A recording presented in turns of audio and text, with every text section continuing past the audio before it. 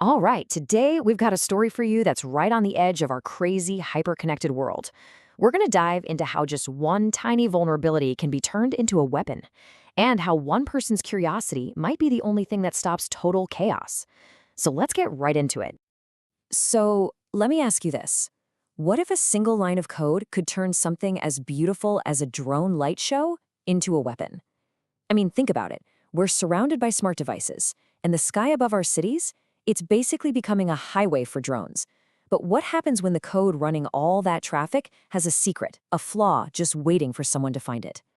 Okay, so our story doesn't start in some high-tech government lab or a massive server farm. Nope. It all kicks off on a simple city rooftop, and it starts with the discovery of what at first just seems like a weird little glitch. A dangerous digital toy. So let's meet our protagonist, Riley. Now, Riley's not your average teenager. While everyone else is at school dances, she's up on her roof exploring this invisible world of radio waves. All she's using is a cheap little USB dongle, but it lets her listen in on all the city's hidden digital chatter. And that's where she finds it. Hiding in all that static, she spots something really odd. A tiny, almost unnoticeable stutter in the control signals for the city's delivery drones. It's the kind of thing most people would just completely miss. So what she found has a name. It's a latency bug. The easiest way to think about it is like a tiny hiccup, a stutter in the conversation between the drone and its controller. Just a split second of confusion. Now, for one little delivery drone, it's not a big deal, right? Maybe a little annoying. But in the wrong hands, a bug like that, well, it's like finding a master key to a much, much bigger system. And of course, Riley being Riley, she just can't resist trying out that key. She figures out how to time her own signals to hit that stutter just right. And suddenly, she can make drones wobble in the air, change their lights. She even makes one drop its package in a pretty panicked experiment. Thankfully, it was just a bottle of vitamins. She pretty much files the whole thing away in her head under dangerous toy and tries to move on. But, once you know a vulnerability like that exists, you can't really forget it. All right, this is where the story takes a turn. The whole city is getting hyped for LuminaFest. It's this huge festival down on the waterfront. We're talking music, lights, and, you guessed it, a massive drone show. And this is exactly where Riley's dangerous little toy is about to show up again. But this time, it's way, way more sinister. So as the festival gets closer, you've got these two totally separate stories playing out at the same time. On one side, you've got Riley, this lone hacker, this total outsider who finds a very specific, very real threat. And on the other side, you've got federal agent Marcus. He's working with some fuzzy intel, just whispers of a possible incident. It creates this amazing tension, right? Riley has the actual proof, the ground truth, but zero power.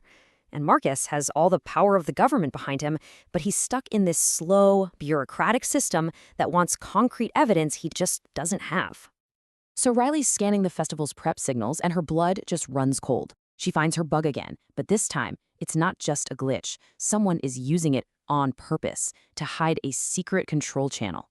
And this channel isn't for the big, flashy drones in the light show. No, it's controlling a secret swarm of tiny, almost invisible micro-drones. And then it gets worse. When she decodes the metadata, that's the data about the data, she finds these absolutely chilling terms: contact payloads and density. This isn't for a show. This is an attack plan. So Riley does what she's supposed to do. She bundles up her data and sends it anonymously to the authorities. And her tip actually lands on Agent Marcus's desk. But it just hits a total brick wall. I mean, you have to see it from their side, right? No one wants to be the person who cancels a massive festival and causes a citywide panic, all based on some weird radiographs from a source they can't even trace. The system is just too big, too slow, and way too cautious. And this right here, this is the turning point of the whole story. The official channels are completely gridlocked, the clock is ticking, and the responsibility to do something, well, it falls on the one person who actually knows what's coming. And, more importantly, has the key to stop it. So imagine this. Riley wakes up on the day of LuminaFest, and it's trending everywhere online. The party is on. There are no warnings, no cancellation notices, nothing. Her tip was completely ignored. And in that one moment, it hits her. If anyone is going to stop this disaster, it has to be her. So she grabs her gear and heads straight for the waterfront. Okay, so her plan is it's as brilliant as it is insane. She knows she can't just overpower the attacker's signal. It's way too strong. So she has to be smarter. She needs to hide her commands inside a signal that's even stronger and totally legit. And she finds the perfect cover, the huge audiovisual system for the DJ on the main stage. Her plan, basically, is to use the beat of the music and the flashing lights as a kind of Trojan horse. She's going to smuggle a new set of instructions to the bad guys' drones right under their noses. So here we are. Riley is in position, tucked away in the chaos behind the stage. The hostile swarm is getting closer, totally invisible among all the other festive drones and lights. The battle for control of the sky is about to kick off, and it's going to be fought with lines of code, right in the middle of a massive concert. She's hunched over her laptop, and then she sees it. The command flashes across her screen. The attack is on. The swarm is getting the order to arm those contact payloads. This is it. The final moment before everything goes horribly wrong. Just as the DJ drops this massive beat, Riley hits enter. Her script goes live. Her fingers are flying, typing out a new command that literally rides on the frequency of the music. See, she's not trying to just shut the swarm down. She's hijacking it. She's sending her own signal, telling the swarm, nope, new plan. Forget the crowd. Head out over the water. Now.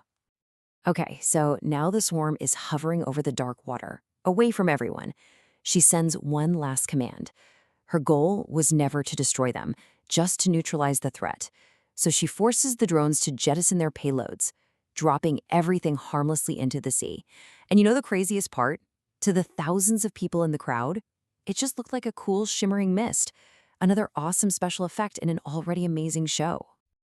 Meanwhile, let's jump over to Agent Marcus's command bound. For them, it's just pure chaos and confusion. 1 second, an attack is about to happen. The next, this weird, unidentified signal pops up on their screens, and the hostile swarm just turns around and leaves. It completely averts the disaster, and nobody in that room has a clue why. And what were the stakes, really? Well, this. Thousands. Thousands of people who went home that night, buzzing from the concert, with absolutely no idea they were just inches from a major catastrophe. All of them saved by a totally illegal act of, well, what do you even call it? Cyber-vigilantism? But the story doesn't just end with a saved crowd, not at all, because now you have this really tough question. What do you call someone who breaks a dozen federal laws to save thousands of lives? Is she a hero? A criminal? The aftermath isn't some big victory parade. It's messy. It's a tangle of official cover stories, wild online rumors, and these quiet, difficult acknowledgments behind closed doors. So the official story that comes out, it's clean, simple, and very convenient. It was all just an unknown technical malfunction. Why? Because that avoids causing a panic. And more importantly, it means nobody has to admit they failed. There's no hero, no villain, just a random glitch that sorted itself out. It's the kind of story that protects the big institutions and stops people from asking really uncomfortable questions. But online, where there's this huge information vacuum, a totally different story starts to grow. It's the legend of a ghost in the machine, a vigilante hacker who saved the day when the feds couldn't, or maybe wouldn't. A digital folk hero is born out of all the whispers and conspiracy theories. And that narrative, it taps right into that deep-seated distrust a lot of people have for centralized power. And then there's Agent Marcus. What does he think? Well, in a classified internal memo, he basically admits the truth. He writes that the subject, he doesn't know who, likely acted to prevent mass casualties after the authorities failed to. He knows his system failed and that some unknown person stepped up and succeeded. That's more than just a note in a file. It's a huge, difficult question about what security even means today and who's really responsible for it. So what about Riley? Well, she vanishes. The DJ, Nova, somehow sensed what was happening and created a diversion, a blackout, that let Riley slip away into the crowd. She just melts back into the city. She wipes her drives, erases every digital footprint. She becomes a ghost. But she doesn't just disappear. She becomes a myth, a modern legend. For some, she's a cautionary tale. For others, an inspiration. The only trace left of her is a tribute track the DJ later releases called Latency Girl. And so this whole story leaves us with a really big question, one that's super relevant right now. The sky itself has become a network. It's programmable. So, who do you trust to write the rules for it? Do you trust the big, slow-moving institutions that were built for a totally different world? Or do you trust the fast, agile, anonymous outsiders who can spot the threats that everyone else misses. Yeah, there's no easy answer to that one.